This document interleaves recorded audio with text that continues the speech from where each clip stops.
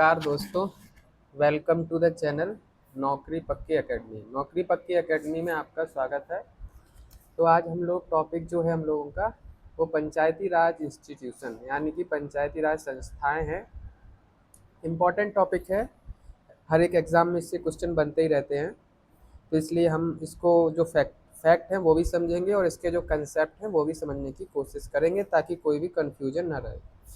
तो पंचायती राज को अगर हम लोग मॉडर्न हिस्ट्री में देखेंगे तो सबसे पहले पंचायती राज को कौन लेके आया, तो लॉर्ड रिपन जो है वो पंचायती राज को लेके आया। और ये टाइम कब कब लेके आया, वो 1882 में। ठीक है, 1882 में लॉर्ड रिपन पंचायती राज इंस्टीट्यूशन को लेके आया। इसीलिए लॉर्ड रिपन को पंचायती राज इंस्टीट्यूशन का फादर भी कहा जाता है, हिंदी में बोलें तो जन्मदाता भी बोला जाता है। और अगर स्वतंत्रता के बाद, इंडिपेंडेंस के बाद यदि भारत में देखें तो सबसे पहले पंचायती राज को राजस्थान के नागौर ज़िले में, ठीक है, राजस्थान के नागौर ज़िले में स्टार्ट किया गया था। और ये टाइम कब था, कब, ये ईयर है 1952, सॉरी 1959। 2 अक्टूबर 1959 को राजस्थान के नागौर ज़िले में इसको स्टार्ट किया गया। लेकिन इम्पॉर्टेंट फैक्ट क्या है कि उस टाइम पे इसको संवैधानिक दर्जा नहीं दिया गया। अगर आपसे पूछा जाए कि पहली बार किस ज़िले में स्टार्ट किया गया था तो आप क्या बोलेंगे, नागौर ज़िले में स्टार्ट किया गया था। और अगर आपसे पूछा जाए कि पहली बार किस राज्य में स्टार्ट किया गया था, ठीक है, अगर पूछा जाए कि पंचायती राज इंस्टीट्यूशन पहली बार किस राज्य में स्टार्ट किया गया था तो वो स्टेट था आंध्र प्रदेश। ठीक है, आंध्र प्रदेश में सबसे पहले पंचायती राज इंस्टीट्यूशन को लागू किया गया था। और ये डेट क्या है, ये भी 1959 है। तो ये क्वेश्चन इंपॉर्टेंट बन जाता है और यहाँ पे वो घुमा सकते हैं। इसका क्या है कि पहली बार जो नागौर ज़िले में इम्प्लीमेंट किया गया वो था 2 अक्टूबर, ठीक है, और जब पहली बार स्टेट में इम्प्लीमेंट किया गया वो था 11 अक्टूबर। तो ज़्यादा डिफरेंस नहीं है, सिर्फ 9 दिनों का डिफरेंस है। ठीक है, अब हम जो कह रहे हैं पंचायती राज इंस्टीट्यूशन बार बार, तो पंचायती राज इंस्टीट्यूशन का मतलब क्या होता है। पंचायती राज इंस्टीट्यूशन का मुख्य उद्देश्य जो है वो ये है कि लोग जो विकास की प्रक्रिया है यानी डेवलपमेंट की जो प्रोसेस है, उस डेवलपमेंट की प्रोसेस में जो स्थानीय लोग हैं उनकी भूमिका ज़्यादा हो। ठीक है, जैसे अगर गांव में नाली बननी है कि कोई पार्क बनना है या कोई तालाब बनना है, ठीक है, कोई पार्क बनना है या कोई तालाब बनना है, तो उसमें स्थानीय लोगों की पूछ कर बनाया जाए। अब ऐसा ना हो कि वहाँ पर ज़रूरत है तालाब की और बना दिया गया वहाँ पे पार्क। तो इस डिस्क्रिपेंसी या इस समस्या को खत्म करने के लिए ही पंचायती राज इंस्टीट्यूशन के कंसेप्ट को लाया गया। पंचायती राज इंस्टीट्यूशन हमने देखा कि राज्य में कब लाया, 11 अक्टूबर 1959 यानी 11 अक्टूबर 1959। और लेकिन अभी भी इसे संवैधानिक दर्जा नहीं दिया गया। संवैधानिक दर्जा यानी कि कॉन्स्टिट्यूशनल, जो इसका कॉन्स्टिट्यूशनल में जिक्र जो है वो कब किया गया, वो 73rd अमेंडमेंट के बाद। 73rd अमेंडमेंट से इसको कॉन्स्टिट्यूशन में ऐड किया गया संवैधानिक दर्जा। 73rd, और ईयर क्या था इसका, 1992। तो ये भी एक क्वेश्चन बन जाता है कि किस अमेंडमेंट से पंचायती राज संस्थाओं को संविधान में ऐड किया गया। 73rd अमेंडमेंट से संविधान में पंचायती राज संस्थाओं को ऐड किया गया। अब एक क्वेश्चन यहाँ से और बन जाता है कि पंचायती राज संस्थाओं को या पंचायती राज इंस्टीट्यूशन को जब संवैधानिक दर्जा दिया जा रहा था तो इस टाइम पर पीएम कौन था। तो इस टाइम पर जो पीएम थे वो थे नरसिम्हा राव। ठीक है, नरसिम्हा राव। नरसिम्हा राव इस टाइम पे पीएम थे। लेकिन 73rd अमेंडमेंट 1992 में जब पंचायती राज इंस्टीट्यूशन को संविधान में जोड़ा गया, उससे पहले कई सारी समितियों का गठन किया गया था। ठीक है, कई सारी जो कमेटियां थी उनका गठन किया गया था। तो ये कमेटियां इंपॉर्टेंट हो जाती हैं। मेनली क्वेश्चन जो बन जाता है वो क्या बनता है कि आपको कमेटी दे दी जाएगी और फिर उसका ईयर पूछा जाएगा। जैसे पहली कमेटी जो पंचायती राज इंस्टीट्यूशन से है वो है बलवंत राय मेहता समिति। बलवंत राय मेहता समिति का जो गठन है वो कब किया गया? 1957 में, ठीक है, 1957 में।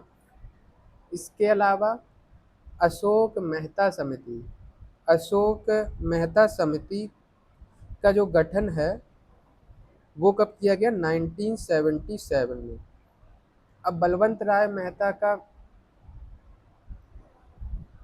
अशोक मेहता समिति, इसके अलावा फिर एक और कमेटी है जिसे हम लोग बोलते हैं GVK committee, GVK Rao committee, ठीक है।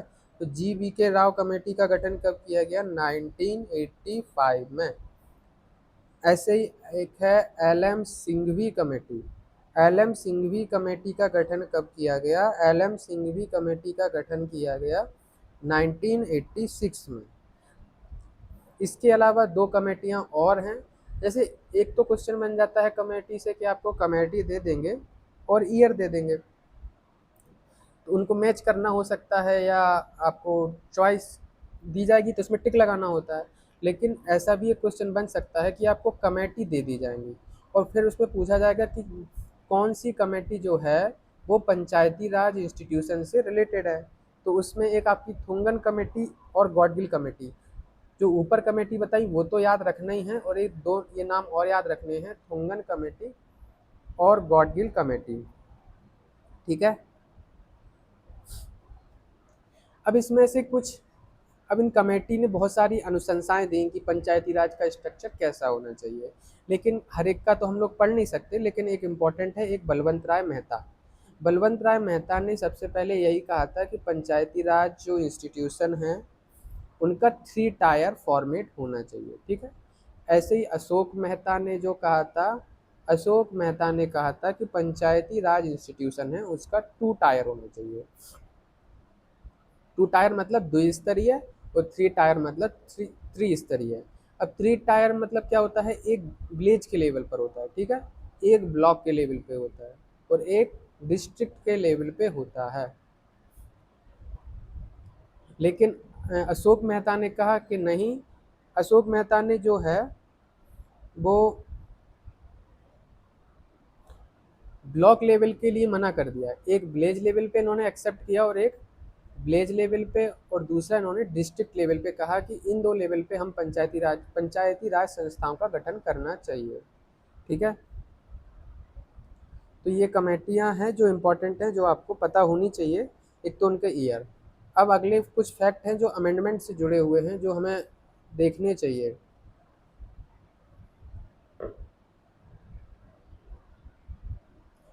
जैसे 73rd अमेंडमेंट जो हुआ, 73rd अमेंडमेंट जो हुआ, हम इसको बार बार रिपीट करेंगे तो इससे क्या होगा आपको याद भी होगा। 73rd अमेंडमेंट 1992 ये हुआ, तो इससे संविधान में क्या क्या चीज़ें ऐड की गई ये हम देखते हैं, ठीक है। कॉन्स्टिट्यूशन में क्या क्या ऐड हुआ ये हम देखते हैं। तो सबसे पहले 73rd अमेंडमेंट से पार्ट 9 यानी भाग 9 जोड़ा गया, ठीक है। दूसरा क्या जोड़ा गया? दूसरा इसमें जोड़ा गया शेड्यूल। कौन सा शेड्यूल जोड़ा गया? इसमें शेड्यूल 11 जोड़ा गया, ठीक है। इसके बाद इसमें कौन कौन से आर्टिकल जोड़े गए? तो आर्टिकल 243 से 243 ओ, ये 3 इम्पॉर्टेंट फैक्ट हैं जो हमें याद रखने हैं कि 73rd 1992 अमेंडमेंट से हमारे कॉन्स्टिट्यूशन में क्या क्या चीज़ें ऐड हुई, ठीक है। आगे जो है अब हम कुछ इसके अंदर के प्रोविज़न देखते हैं। जैसे पहला प्रोविज़न, एक क्वेश्चन बन जाता है कि ग्राम सभा में कौन कौन शामिल होता है, ठीक है। क्योंकि पंचायती राज संस्थाओं का गठन इसीलिए किया गया था ताकि जो डिसीजन है वो लोकल लेवल पे लिए जा सके, और लोकल लेवल पे डिसीजन कौन लेता है? ग्राम सभा। तो अब ये इम्पोर्टेंट हो जाता है कि हमें ये पता होना चाहिए कि ग्राम सभा में कौन कौन होता है। तो ग्राम सभा में जो वहाँ के गांव की जो इलेक्टोरल रोल होगी, ठीक है, जो इलेक्टोरल रोल जिसे हम लोग बोलते हैं, जो निर्वाचन की जो रजिस्टर होता है, निर्वाचन का निर्वाचक जिसमें लिखे रहते हैं, ठीक है। तो विलेज की जो इलेक्टोरल रोल होगी उसमें जिस जिसके नाम लिखा होगा वो ग्राम सभा में शामिल होंगे। अब एक और फैक्ट बन जाता है कि टायर, हम लोगों ने देखा था पीछे बलवंत राय मेहता समिति का गठन कब किया गया था, याद है? 1957। तो बलवंत राय मेहता ने कहा था कि टायर 3 टायर होना चाहिए, है ना, यही कहा था। और अशोक मेहता ने क्या कहा था कि पंचायती राज का जो स्तर है वो 2 टायर यानी कि 2 स्तरीय होने चाहिए। लेकिन अब इसमें जो हमारे संविधान में ऐड किया गया वो एक मध्यम रास्ता अपनाया गया। मध्यम रास्ता क्या अपनाया गया कि ऐसे स्टेट यानी कि ऐसे राज्य जहाँ की जो पॉपुलेशन है वो 20 लाख से कम है, यदि किसी राज्य की जनसंख्या 20 लाख से कम है तो यहाँ पर जो टायर यानी कि कितने कितने स्तर की पंचायतें होगी, 2 स्तर की। और ऐसे राज्य जहाँ की जनसंख्या जो है वो 20 लाख से कम है वो वहाँ कितने स्तर की पंचायत होगी, 3 टायर। ठीक है, गॉट इट। तो ये इंपॉर्टेंट याद रखना, ये नंबर याद रखना, 20 लाख। 20 लाख पे क्वेश्चन घुमा सकता है। ठीक है, अब हम बताते हैं इसके जो इलेक्शन की प्रोसेस है वो, यानी कि अब अब एक मान लो, एक हम अच्छा सा एग्जांपल देते हैं क्योंकि इसमें बड़ा कन्फ्यूजन हो जाता है इलेक्शन में, स्पेशली कहाँ डायरेक्ट इलेक्शन होते हैं कहाँ इनडायरेक्ट इलेक्शन होते हैं, इसमें काफ़ी कन्फ्यूजन रहता है। ठीक है, तो हमने ये क्या किया है,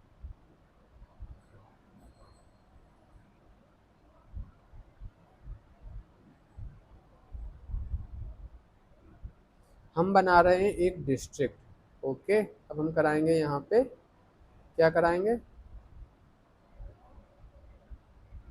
हम यहाँ कराएंगे इलेक्शन। ठीक है, ये है डिस्ट्रिक्ट। डिस्ट्रिक्ट के बाद ये है आपके मान लो ब्लॉक, एक ये ब्लॉक बन गया, एक ये ब्लॉक बन गया, ऐसे ही एक और हम ब्लॉक बना देते हैं ताकि और क्लियरिटी रहे। ठीक है, एक ये ब्लॉक बन गया।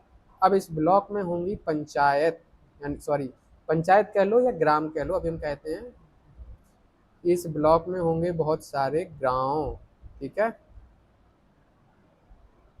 ठीक है, अब इस गांव में होंगी बहुत सारी वार्ड।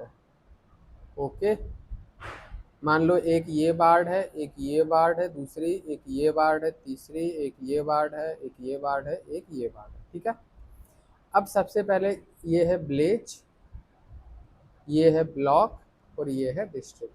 ठीक है, अब हम देखते हैं, सबसे पहले हम देखते हैं विलेज लेवल पे जो इलेक्शन होते हैं उसको। तो विलेज लेवल पे जो मेंबर होते हैं, दो दो लोग होते हैं, एक होते हैं वार्ड के मेंबर प्लस एक होता है प्रधान, नॉर्मली हम उसको प्रधान बोलते हैं, कहीं कहीं उसे सरपंच बोलते हैं। ठीक है, प्रधान क्या है, इन सभी मेंबर का हेड है। ठीक है, और एक वार्ड के जो वार्ड में जिसका इलेक्शन होता है उसे हम लोग बोलते हैं मेंबर।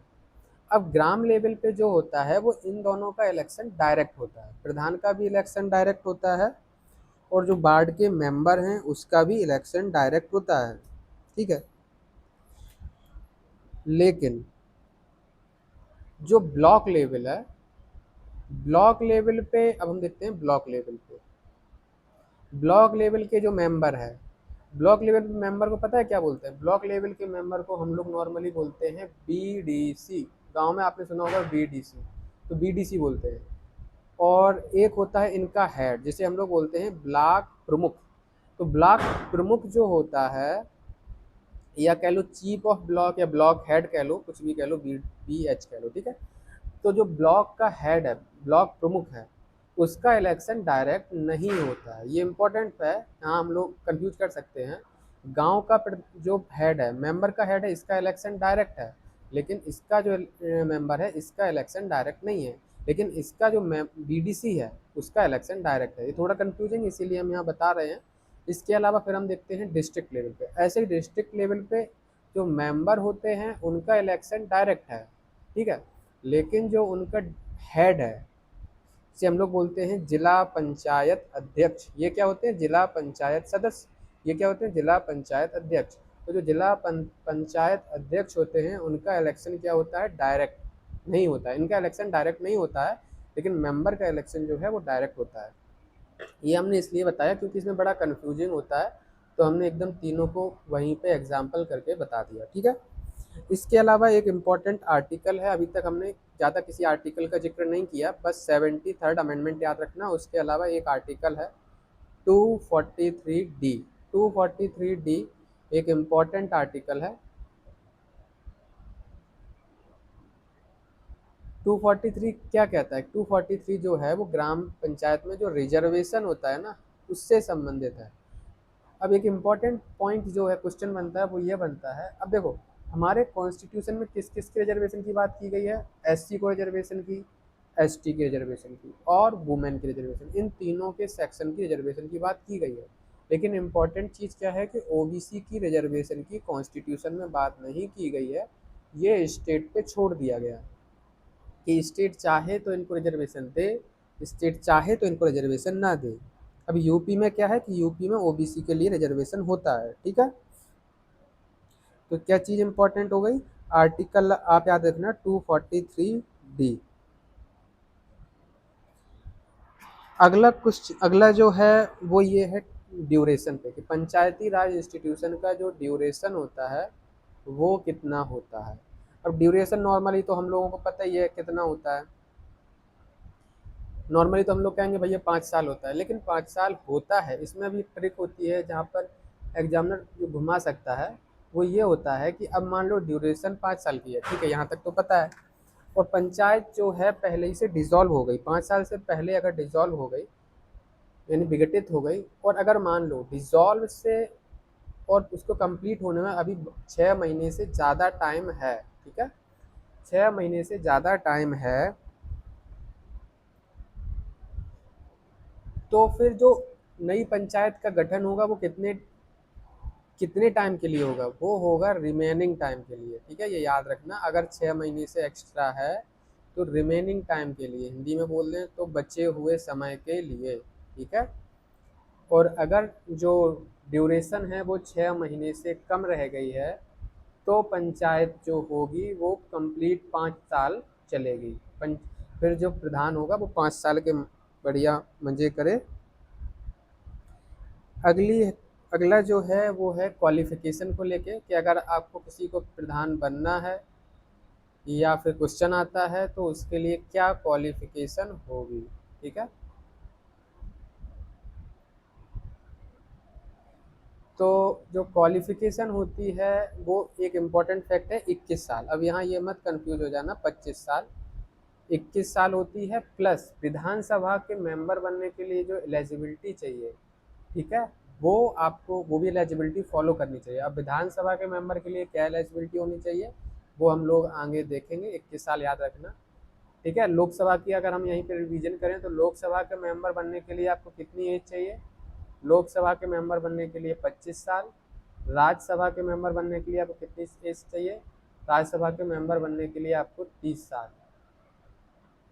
और प्रेसिडेंट बनने के लिए आपको कितनी एज चाहिए, तो प्रेसिडेंट बनने के लिए आपको 35 साल। अब यहाँ थोड़ा कन्फ्यूजन है, याद रख, थोड़ा देखना चेक करना, 35 साल ही है या कुछ और है, 35 साल ही है आई थिंक। अगला एक आर्टिकल, अभी हमने कितने आर्टिकल बताए हैं, एक 243D बताया है रिजर्वेशन से रिलेटेड, है ना। एक इम्पॉर्टेंट आर्टिकल हम आपको और बताते हैं, 243K, ठीक है। 243K जो आर्टिकल है वो किससे रिलेटेड है, 243K जो आर्टिकल है वो स्टेट इलेक्शन कमिश्नर, राज्य का जो निर्वाचन आयोग है उससे रिलेटेड है आर्टिकल 243K। तो अगर स्टेट इलेक्शन कमीशन की हम देखें कौन अपॉइंट करता है, तो स्टेट इलेक्शन कमीशन को जो अपॉइंट करेगा वो गवर्नर अपॉइंट करेगा। अब इंटरेस्टिंग फैक्ट पता है क्या है, कि स्टेट इलेक्शन कमीशन को जो रिमूव करेगा यानी जो हटाएगा वो प्रेसिडेंट करेगा, समझ रहे हो।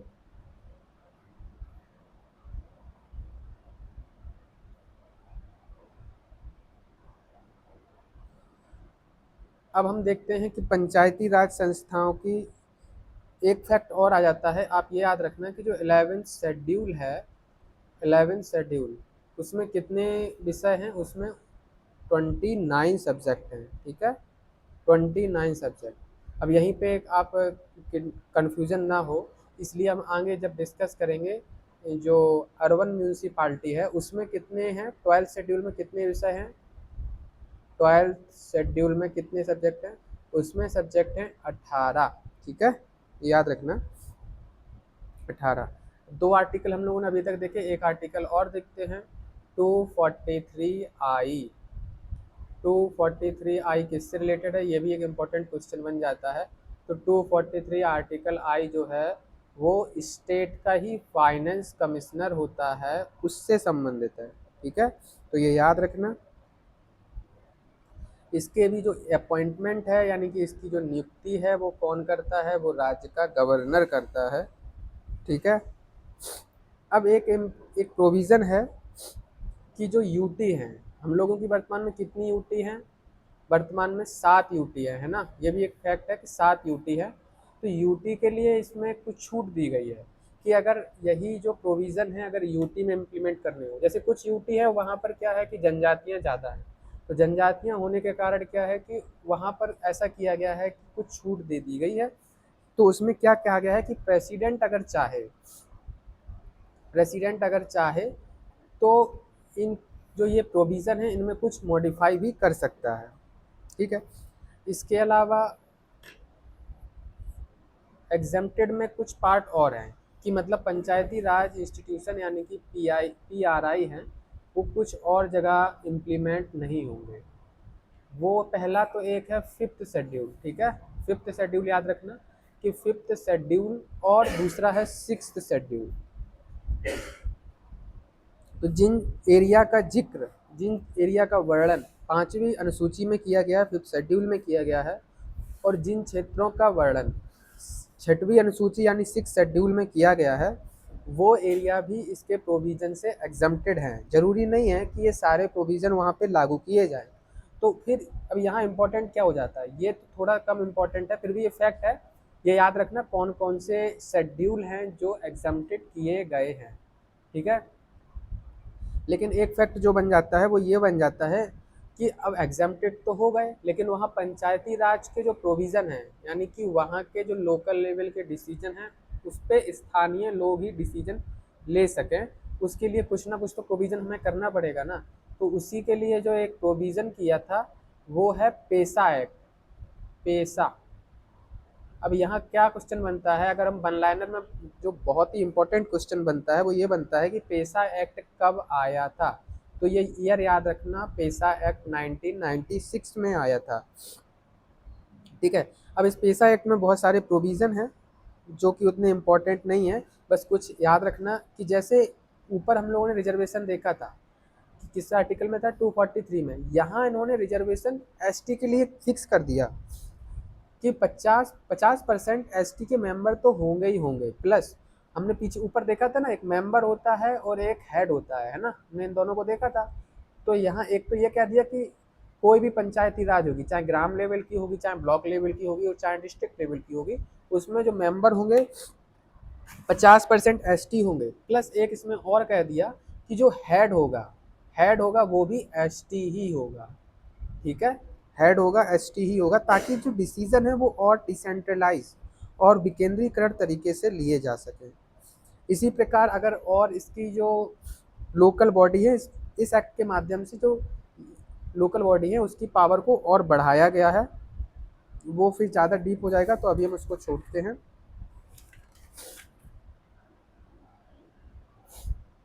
थैंक यू फॉर लिसनिंग, जुड़े रहें इस चैनल से ताकि हम आगे पॉलिटी को कंप्लीट कर सकें।